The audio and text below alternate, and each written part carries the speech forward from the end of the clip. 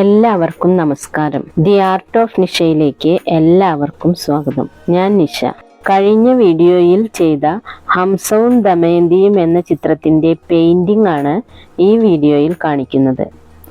കഴിഞ്ഞ വീഡിയോ കാണാത്തവർ തീർച്ചയായും അത് കാണണം.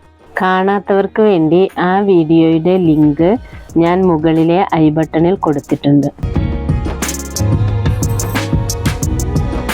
മഹാഭാരതത്തിൽ പ്രധാനമായും ചർച്ച ചെയ്യുന്നത് കുരുകുലത്തിൻ്റെ കഥയാണ്. എന്നാൽ അതുകൂടാതെ നിരവധി ഉപകഥകൾ മഹാഭാരതത്തിലുണ്ട്. അതിലൊന്നാണ് വനപർവ്വത്തിൽ കാണുന്ന നളോപാഖ്യാനം. അനുരാഗത്തിലൂടെ ഒത്തുചേർന്ന രണ്ട് വ്യക്തികളുടെ സംഘർഷങ്ങളുടെയും തീവ്രമായ ആത്മബന്ധത്തിൻ്റെയും കഥയാണ് ഇതിൽ പറയുന്നത്. നളന്റെയും ദമയന്തിയുടെയും ജീവിതം പരിശോധിച്ചാൽ പ്രണയത്തിന്റെ പരിശുദ്ധിയും പരസ്പരം അർപ്പിക്കപ്പെട്ട ജീവിതത്തിന്റെ കെട്ടുറപ്പും പകൽ പോലെ ദൃശ്യമാണ്. കറ തീർന്ന ആ ഹൃദയബന്ധം വിപരീത പരിതസ്ഥിതികളിൽ പോലും അവർക്ക് തുണയായി മാറി. ചൂതുകളിയിൽ രാജ്യഭ്രഷ്ടരാക്കപ്പെട്ട പാണ്ഡവർ വനവാസം ചെയ്യുന്ന കാലം.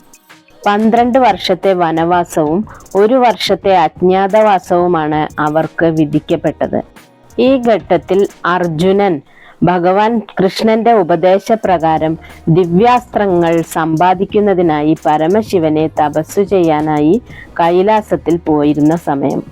അല്പകാലത്തേക്കാണെങ്കിലും അർജുനന്റെ വിയോഗം ആ കുടുംബത്തിന് സ്വസ്ഥതക്കുറവ് നൽകിയിരുന്നു. ഈ സമയത്താണ് ബൃഹദശ്വൻ എന്ന മഹർഷി പാണ്ഡവരുടെ പർണകുടീരത്തിലെത്തിയത്. യുധിഷ്ഠിരൻ അദ്ദേഹത്തെ പൂജിച്ചു സൽക്കരിക്കുകയും ചെയ്തു. മഹർഷിയെ സ്വീകരിച്ച് വേണ്ട മര്യാദകളെല്ലാം നൽകിയ യുധിഷ്ഠിരൻ സംഭാഷണത്തിനിടയിൽ കണ്ണീരോടെ പറഞ്ഞു, തന്നെ പോലെ ഭാഗ്യഹീനനായി ഈ ലോകത്ത് ആരും തന്നെ ഉണ്ടാവില്ല.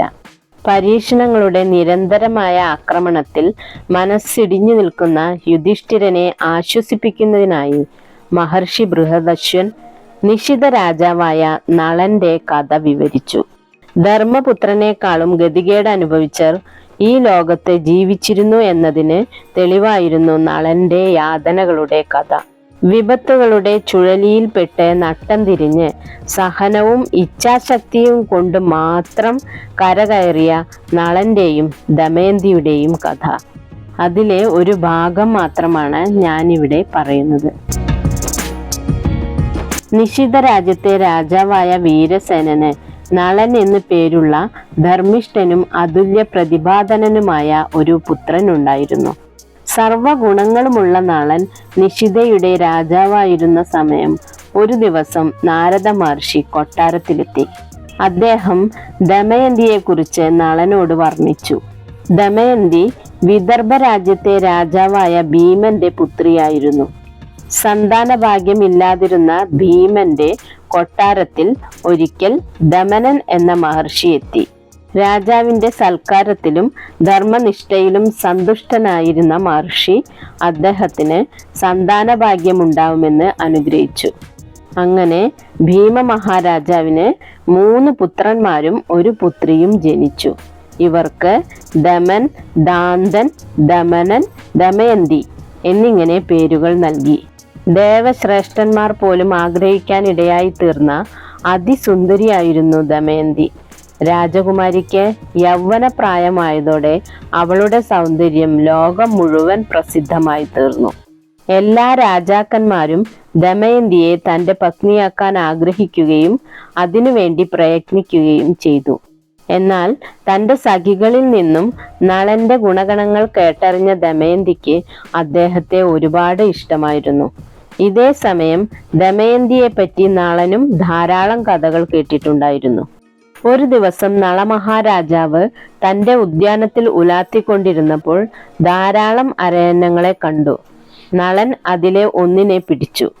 രാജാവിൻ്റെ കയ്യിൽ അകപ്പെട്ടപ്പോൾ ആ പക്ഷി നിലവിളിക്കാൻ തുടങ്ങി.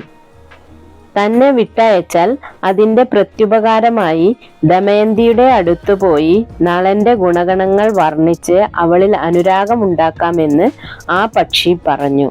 അത് കേട്ടപ്പോൾ നളൻ ആ പക്ഷിയെ വെറുതെ വിട്ടു. അത് ആകാശത്തേക്ക് പറന്നുപോയി. ആ പക്ഷി നേരെ പോയത് വിദർഭ രാജ്യത്തേക്കായിരുന്നു. ദമയന്തിയുടെ രാജധാനിയുടെ ഉദ്യാനത്തിൽ ചെന്ന് അവ അങ്ങിങ്ങ് പറന്നു കളിക്കാൻ തുടങ്ങി. രാജകുമാരി സഖിമാരോടൊപ്പം ഉദ്യാനത്തിൽ വരുന്ന സമയമായിരുന്നു അത്.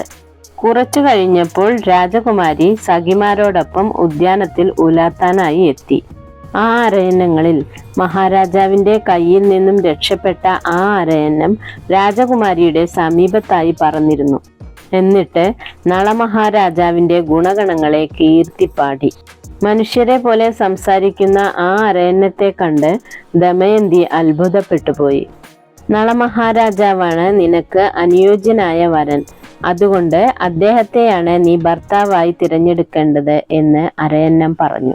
ഇത് കേട്ട ദമയന്തി തന്നെ കുറിച്ച് നളമഹാരാജാവിനോട് പറയാനും അരയന്നത്തെ ചട്ടം കിട്ടി.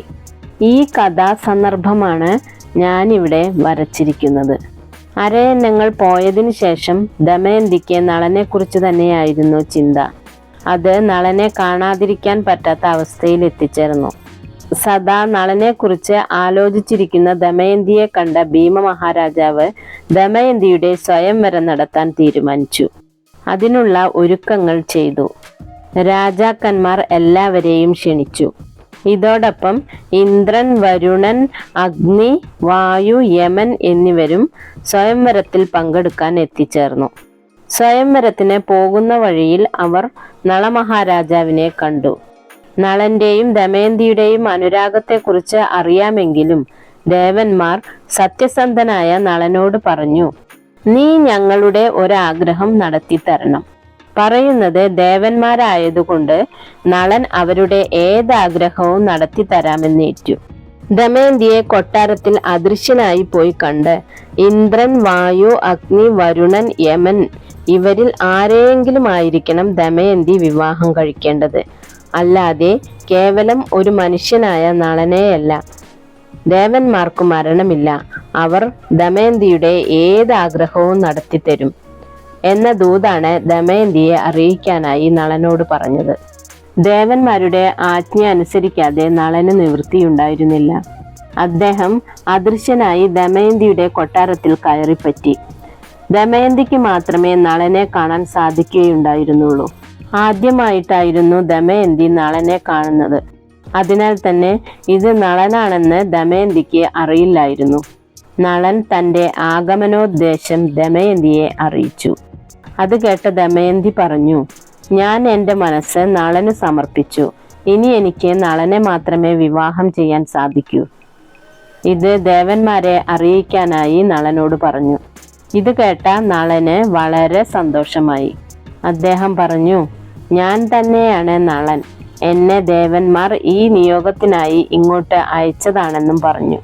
അതിനുശേഷം നളൻ ദേവന്മാരുടെ സമീപത്തെത്തി ഉണ്ടായ കാര്യങ്ങൾ മുഴുവൻ പറഞ്ഞു കേൾപ്പിച്ചു. നളന്റെ സത്യസന്ധതയിൽ ദേവന്മാർക്ക് വളരെയധികം സന്തോഷമുണ്ടായി. അവർ നളന് ഒരു വരം നൽകി. എപ്പോൾ നീ ഞങ്ങളെ ഓർക്കുന്നുവോ അപ്പോൾ ഞങ്ങൾ പ്രത്യക്ഷരായി നിന്റെ ആഗ്രഹം സാധിച്ചു തരുന്നതായിരിക്കും എന്ന് പറഞ്ഞ് അവർ നളനെ യാത്രയാക്കി. എന്നാൽ ദമയന്തിയെ ഒന്നുകൂടി പരീക്ഷിക്കാൻ അവർ തീരുമാനിച്ചു. പിറ്റേ ദിവസം സ്വയംവരത്തിന് എല്ലാ രാജാക്കന്മാരുടെയും കൂടെ ഈ 5 ദേവന്മാരും നളന്റെ വേഷം ധരിച്ച് വന്നു. വരണമാല്യവുമായി വന്ന ദമയന്തി നളനെ തിരഞ്ഞപ്പോൾ ആശ്ചര്യപ്പെട്ടുപോയി. നളനെ പോലിരിക്കുന്ന 6 പേർ. ഇതിൽ ആരായിരിക്കും യഥാർത്ഥത്തിലുള്ള നളൻ? അവൾ സങ്കടപ്പെട്ട് ആകാശത്തേക്ക് നോക്കി സർവ്വലോകപാലകരെയും മനമുരുകി പ്രാർത്ഥിച്ചു. ദമയന്തിയുടെ പ്രാർത്ഥനയുടെ ഫലമായി ദേവന്മാർ സ്വരൂപം കൈക്കൊണ്ടു. അങ്ങനെ ദമയന്തിക്ക് യഥാർത്ഥ നളന്റെ കഴുത്തിൽ വരണമാല്യം അണിയിക്കാൻ സാധിച്ചു. നളന്റെയും ദമയന്തിയുടെയും സ്വഭാവ ഗുണങ്ങളിൽ സംപ്രീതരായ ദേവകൾ അവരെ അനുഗ്രഹിച്ചു. അഗ്നിയുടെയോ വെള്ളത്തിന്റെയോ സാന്നിധ്യമില്ലാതെ അതീവ രുചികരമായി പാചകം ചെയ്യാനുള്ള അതിവിശേഷമായ വരം അവർ നളനു നൽകി.